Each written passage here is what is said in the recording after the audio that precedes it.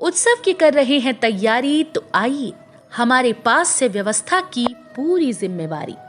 अंग क्षेत्र का एक आधुनिक open marriage hall hotel food plaza के सोना मैरिज गार्डन हमारे यहाँ शादी विवाह, जन्मदिन, ring ceremony, birthday party, kitty party, corporate party या किसी भी पार्टी के लिए जरूर पधारें। आधुनिक मैरिज गार्डन के साथ लग्जीरियस कमरे, banquet hall, DJ floor, moving light के साथ झांकी भी है उपलब्ध। होटल फूड प्लाजा के Sona marriage garden, Naugachia 0 mile, Naugachia, Bhagalpur. संपर्क सूत्र 9661904817, 9934433194। विश्व हिंदू परिषद के 60 वर्ष पूरे होने और अगले साल 61 वर्ष में प्रवेश को लेकर हुई चर्चा।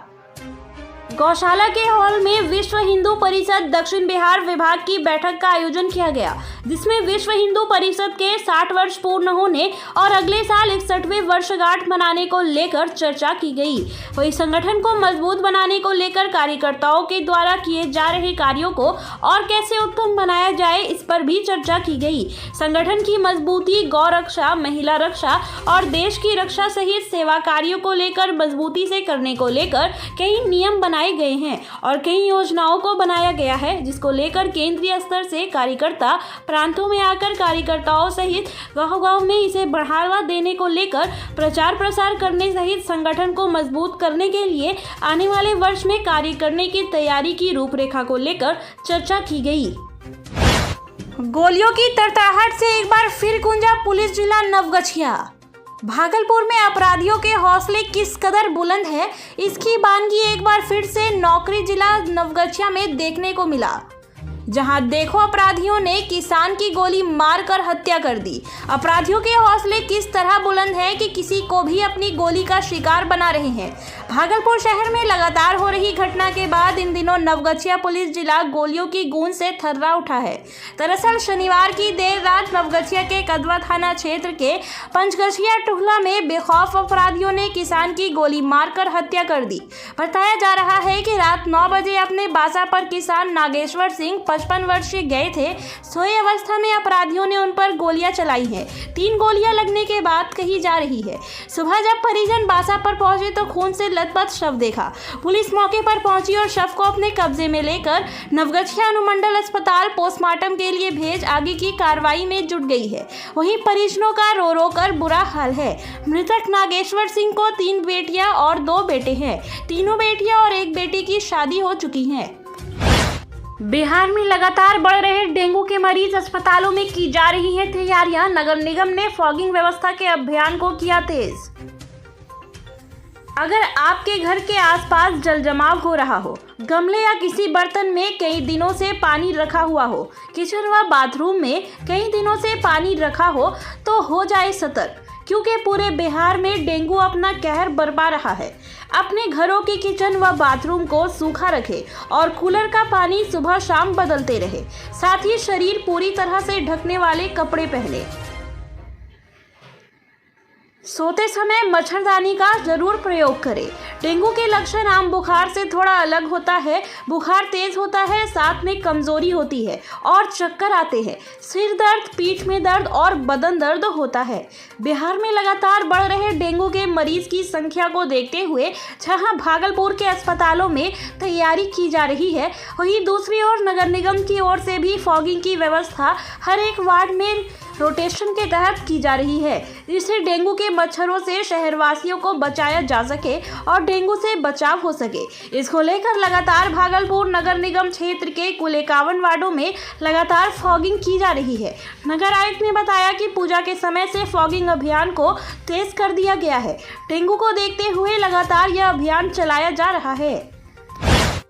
पोस्ट फॉर प्लेनेट की थीम पर आज विधिवत शुरुआत हुई। अंतर्राष्ट्रीय डाक दिवस सप्ताह की 9 अक्टूबर से 13 अक्टूबर तक भारत में मनाया जाने वाला राष्ट्रीय डाक सप्ताह प्रत्येक दिन अलग अलग विषयों पर करेगी कार्यक्रम। डाक विभाग देश के सबसे पुराने विभागों में से एक है, जो कि देश के सामाजिक आर्थिक विकास में एक महत्वपूर्ण भूमिका निभाती है। यह एक ऐसा संगठन है जो न केवल देश के भीतर बल्कि देश की सीमाओं से बाहर अन्य देशों तक पहुंचाने में भी हमारी मदद करती है। पूरे विश्व में 9 अक्टूबर को अंतर्राष्ट्रीय डाक दिवस मनाया जाता है। इस बार इसकी थीम पोस्ट फॉर प्लेनेट है। इसी क्रम में 9 अक्टूबर से 13 अक्टूबर तक भारत में राष्ट्रीय डाक सप्ताह की शुरुआत हो गई है। इस कार्यक्रम के तहत हर दिन एक अलग अलग विषयों को लेकर कार्यक्रम आयोजित की जाएगी। 9 अक्टूबर से 13 अक्टूबर तक चलने वाला राष्ट्रीय डाक सप्ताह के तहत आज वर्चुअल मोड में इस राष्ट्रीय डाक सप्ताह का विधिवत उद्घाटन किया गया। बिहार डाक परिमंडल के वरिष्ठ पदाधिकारियों के द्वारा इस कार्यक्रम की शुरुआत हुई।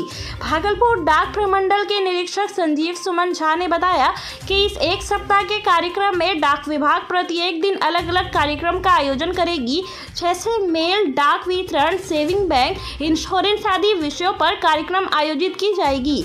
आज के इस उद्घाटन कार्यक्रम में पूरे सूबे के डाक खाने से लोग जुड़े और कई बिंदुओं पर वार्ता हुई।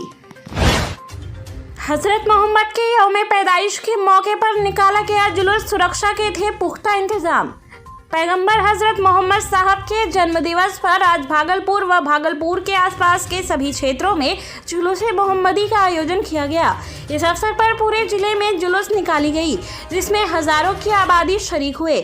बच्चे, बूढ़े, जवान सबों के हाथों में पताका लिए काफी खुश दिख रहे थे। हजरत मोहम्मद के यौम पैदाइश के मौके पर जुलूस को लेकर प्रशासन काफी चुस्त व मुस्तैद दिखी। जिले में बड़ी संख्या में दंडाधिकारी और सशस्त्र बल की प्रतिनियुक्ति की गई थी, जबकि जुलूस के दौरान यातायात व्यवस्था पर विशेष ध्यान देते हुए राहगीरों को किसी तरह की परेशानी न हो, उसके लिए पर्याप्त संख्या में महिला व पुरुष पुलिस, बजरा दल, आरक्षी बल की भी प्रतिनियुक्ति की गई थी। इस तरह का जुलूस कोरोना काल के 2 साल बाद निकाला गया, जिसको लेकर लोगों में काफी हर्षोल्लास का माहौल था। खानपुर पंचायत में श्रम संसाधन विभाग द्वारा शिविर का हुआ आयोजन। भागलपुर सुल्तानगंज के खानपुर पंचायत के हाई स्कूल प्रांगण में श्रम संसाधन विभाग के द्वारा एक शिविर का आयोजन किया गया। इस शिविर का नेतृत्व श्रम संसाधन विभाग के श्रम प्रवर्तन पदाधिकारी अभिनव आलोक ने किया। इस शिविर में 16 महिलाएं एवं पुरुषों को श्रम संसाधन विभाग के द्वारा लेबर कार्ड का प्रमाण पत्र वितरण करते हुए सभी लेबर मजदूरों को फूलमाला पहनाकर सम्मानित किया गया। इस दौरान श्रम संसाधन विभाग के श्रम प्रवर्तन पदाधिकारी अभिनव आलोक ने सभी श्रमिक मजदूरों को सरकार के अंतर्गत चल रहे श्रम संसाधन विभाग के 16 प्रकार की योजनाओं के बारे में विस्तार से बताते हुए लाभ लेने की बात कही। इस दौरान दर्जनों ग्रामीण एवं श्रमिक मजदूर मौजूद थे। एनडीए और महागठबंधन में कोई अंतर नहीं, सभी करते हैं युवा बेरोजगार को ठगने का काम। सीटेट बीटेट पास उम्मीदवार शिक्षक मिले, विधायक अजीत शर्मा से अपनी परेशानियों को किया साझा। सीटेट और बीटेट पास अभ्यर्थी शिक्षक भागलपुर विधायक अजीत शर्मा से उनके आवास पर मिलने पहुंचे और अपनी कई परेशानियों को साझा किया। उनका कहना था कि भागलपुर में तकरीबन 4 से 5 लाख उम्मीदवार सीटेट और बीटेट की परीक्षा पास करके वर्षों से भटक रहे हैं। जल्द से जल्द इस पर संज्ञान लेकर नौकरी दिलाने की पहल की जाए। उन लोगों ने राजनीतिक फंडे पर कटाक्ष करते हुए कहा कि एनडीए की सरकार जिस तरह वायदा करके हम लोगों को बरगलाने का काम करती थी, उसी तरह तेजस्वी की सरकार भी हम लोगों के साथ छल कर रही है। कुल मिलाकर यह कह सकते हैं कि एनडीए की सरकार भी युवाओं के लिए फेल है और महागठबंधन की सरकार भी युवाओं को तरजीह नहीं दे रही, सिर्फ वायदे करने का काम कर रही है। जमीनी स्तर पर कुछ भी नहीं हो रहा। वहीं भागलपुर विधायक अजीत शर्मा ने कहा कि मैं आपकी बातों को ऊपर तक पहुंचाऊंगा और उम्मीद है कि जल्द इस पर कार्य किया जाएगा। ड्रेजिंग जहाज की चपेट में आने से 2 लोग और तकरीबन 50 भैंस गंगा में डूबे। 6 युवक तैरकर निकले बाहर। ड्रेजिंग जहाज और नाव के टकराने से हुआ हादसा। तैरकर बाहर आए युवकों ने कहा, मौत के मुंह से निकला हूं बाहर। भागलपुर के बरारी स्थित विसर्जन घाट मुसहरी घाट से एक बड़ी घटना सामने आ रही है। मुसहरी घाट में लगे ड्रेजिंग जहाज की चपेट में आ जाने से तकरीबन 45 से 50 भैंस गंगा में समा गई। वहीं 8 युवक में 6 युवक किसी तरह जान बचाकर बाहर निकले। 2 युवक अभी भी लापता हैं, जिसकी खोजबीन चल रही है। स्थानीय गोताखोर और एसडीआरएफ की टीम उसे ढूंढने में लगी है। मुसहरी घाट से प्रत्येक दिन भैंस चराने के लिए चरवाहा दक्षिणी भाग से उत्तरी भाग की ओर गंगा नदी पार कर जाया करते हैं। इसी दरमियान आज ड्रेजिंग जहाज की पंखी की चपेट में आने से यह बड़ा हादसा हुआ, जिसमें 45 से 50 भैंस डूब गई और जो व्यक्ति अभी भी गायब है। घटना की सूचना मिलते ही मौके पर परारी थाना समेत कई थाना की पुलिस और भागलपुर के एसडीओ धनंजय कुमार मौके पर पहुंचकर घटना का जायजा लिया। देखते ही देखते पूरा विसर्जन घाट छावनी में तब्दील हो गया। ग्रामीणों की हुजूम सी लग गई। वहीं लापता चरवाहे की पहचान मायागंज के निवासी सिकंदर यादव और कारू यादव के रूप में हुई है। 8 चरवाहे में 6 चरवाहे तो किसी तरह जान बचाकर मौत के मुंह से निकल गए, परंतु 2 युवक सिकंदर यादव और कारू यादव अभी भी लापता हैं।